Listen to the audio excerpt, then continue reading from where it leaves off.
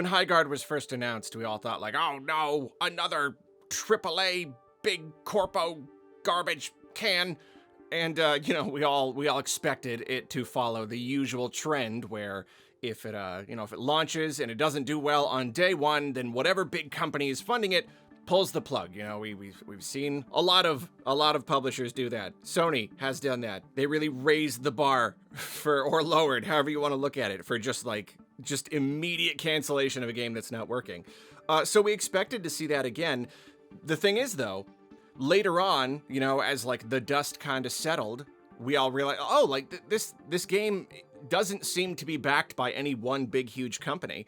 I don't know if you'd call it indie. I mean, it's hard to call something like this indie, but kinda, sorta, at least privately funded. This is something that has been privately funded. Okay, so the idea was that it launched, and the launch was bad. It's very bad, obviously, but if it's not backed by some big, huge Sony-like company, EA-like company who's just gonna pull the plug the second things don't go their way, maybe, in theory, they'd have a little bit more leeway, a little more runway to get the game rolling. I think the general consensus is that it's not a super well-designed game. Some just elements not really that well thought out, but maybe there's a seed of something interesting there. It wasn't the most generic copycat garbagey hero shooter kind of thing ever. No, there's some, they did try here, they really did try. There are some good developers behind it. There's some seeds of some good ideas. So it's all right, but what if they could just hold on a little bit longer? If they are privately funded, maybe they still have some money to just keep the game rolling a little bit longer. And all eyes are on the game, it's not an issue of not enough people knowing about the game. So okay, potentially, again, in theory, if they could turn things around, add some updates, get a little bit more momentum going, there's at least a chance that they could right the ship a little teeny tiny bit, maybe. And learning that they were independently funded, I even started to kind of root for them a little bit, again, this is not just this corporate slop copycat kind of game. There's people who care about this, there's some real heart went into this, even if it was largely misguided, just if they could turn it around, I'm rooting for them a little bit. But then it turned out, at least according to rumors, Tencent backed the game.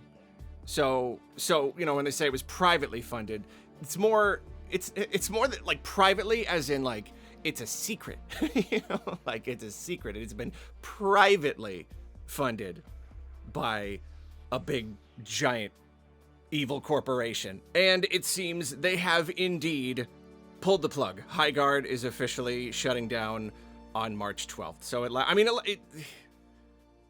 if you can give it any credit, it's that it lasted longer than Concord. It didn't just die on impact. They sort of kind of tried. They did whatever they could. Yeah, I don't know. I mean, a while back, they had already fired most of their staff. So at that point, it's pretty much already done. You don't fire the dev team expecting to move forward and continue development on this game. So it already seemed pretty obvious. But yeah, now it is official. March 12th. The game is shutting down. Apparently they're gonna launch one final update, which is a little bit weird. It's a little bit, I mean, I don't know. It's nice to do right by the players or whatever. But it's kind of a big update. And I don't know, you could argue that if they were almost done with it anyway, then you might as well. But see, I don't see that because this update will be literally meaningless when the game shuts down in a week. A week from now. The entirety of the work that they are doing right now will just be for literally nothing. So if it costs money to get people to do, even if it's a day's work, I just I don't see it. I'm surprised that they're doing it. But they are. So yeah, Wildlight Entertainment posted a blog saying, Highguard's final update arriving soon. Thank you for playing with us. Today, we're sharing difficult news. We have made the decision to permanently shut down Highguard on March 12th. Since launch, more than 2 million players stepped into Highguard's world.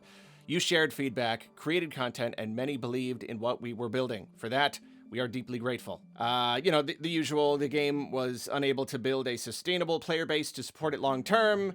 Hope you'll jump in one more time to show your support and get those final great matches in while we still can. Now, if it's true that 2 million people played the game, you know, I mean, like it was free to play, so okay, fair enough. That's not too bad.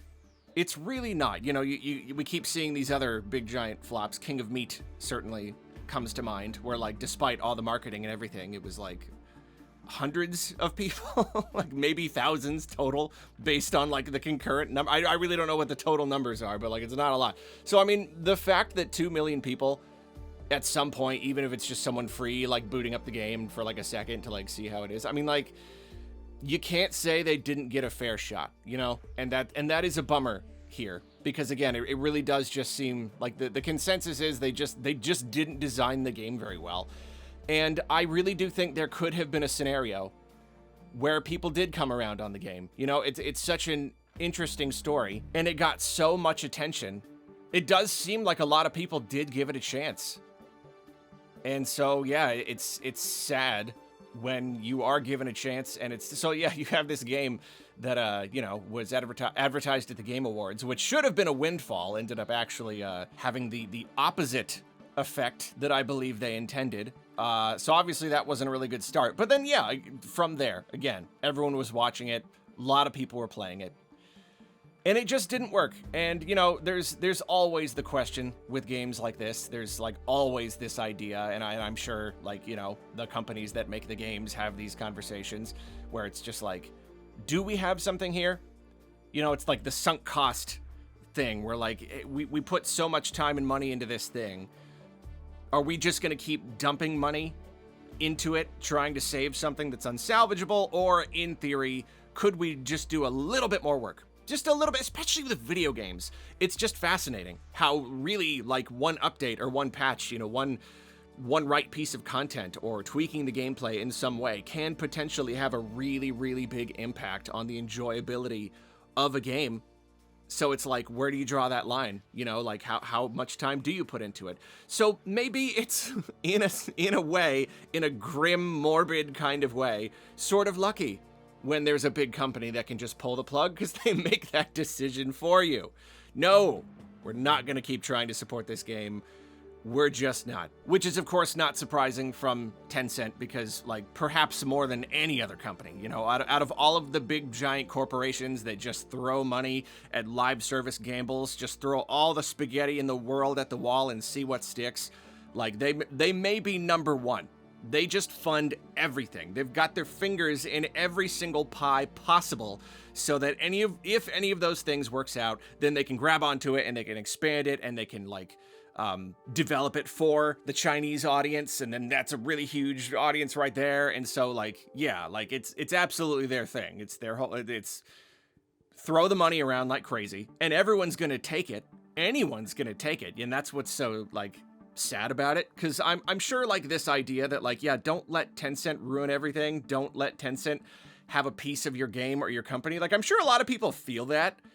But when it's like, hey, your dream is to make a game, and Tencent just, like, walked up to your door and, like, offered you a check for $20 million or whatever to finish your game, are you gonna say no? You know, like, are you gonna turn it down? What if it works out? What if your game works out? This is kind of your dream. So it's like, yeah, it's really unfortunate, but it's also, like, hard to blame people too much. But then it just continues this cycle of all of these completely misguided and then canceled games. It's just over and over and over again. So yeah, it's a really unfortunate situation. And then I believe, even, I didn't look super deeply into it, but a couple of weeks ago, apparently one of the developers made a blog post or a social media post or something, just going off and blaming all of the journalists and everything for kind of, like, taking down the game. And they later deleted the post. And I can kind of see it both ways, you know. On the one hand, yeah, it's a little unprofessional to just kind of, like, lash out and blame everybody but yourself, especially when you're like, everybody, like, basically every single person who's played your game agrees it's just not very well designed. You just kind of messed up. You just didn't make a super good game. So, like, you know, take responsibility. But, like, in a way, though, he ain't wrong, right? Like, it really is true, especially in this era of the internet. We're all looking for the next flop. We're all looking for the next thing to hate. You know, like all the news sites, all the YouTube channels, all the people. It's just such sensationalism. And even that is kind of two-sided, you know, like, look at me, I'm feeding into it as well, because it really is a fascinating thing to talk about, and people do flock to it because it is so sensational and it's so interesting. But on the other hand, it is like, there's a real reason you're seeing so much pushback for this, you know, like, we are sick of this.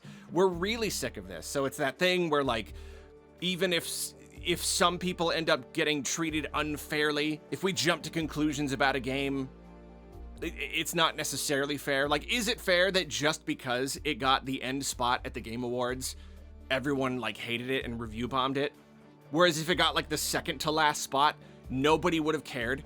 Like, nobody would have cared. It was literally just that. So it became this massive hate campaign. I don't know. I'm just saying it's a really weird time to make games and talk about games right now. We are, at times, irrationally hostile about this stuff. But that is also a very natural consequence of having this stuff shoved in our face all the time, and we want companies to just kind of stop. We're trying to send the message. If you are working in games, and you're working on a game like this, like, you may want to reconsider. It doesn't matter how passionate you are. It doesn't matter how great you think your idea is. If you're making a live service shooter right now in the year 2026, think about what might happen. Think about the odds of that game succeeding. It's just the way that it is. But yeah, I don't know. I'm kind of considering doing a full main channel video about this topic. I don't know. I really don't know. I don't know if it's interesting enough anymore. Concord, definitely. It was like such a big thing. With Highguard, it's like, I don't know. Is it almost just like, just like let it die, whatever. Like, we kind of, we've used this up. I do think it's really fascinating, you know? They were perceived as the big guys, and then it turned out they kind of weren't. And then it turned out they a little bit were. Not really, not them themselves, but again, yeah, like taking money from Tencent, being privately funded by a big, giant, super crazy, evil corporation. Yeah, you were kind of painting yourself as the little guys, and that's like sort of the case, but also sort of not really the case at all. So I don't know, really messy situation. I'll think about if I want to do the full thing, but yeah, it's just it's another one, you know, another one bites the dust. It's just another, like, how many more? You know, just like, how many more? How many more of these products just coming out all bold and confident? Well, look at us. We're completely sure that out of all of the live service games that you could be playing, you're definitely going to play ours. And we'll be like, why? And they'll be like, because we want you to, because we just want it so much. We desire it so bad that it's definitely going to happen. Right? That's how it works, right? Our game is good because we want it to be good, because we hope that it's good.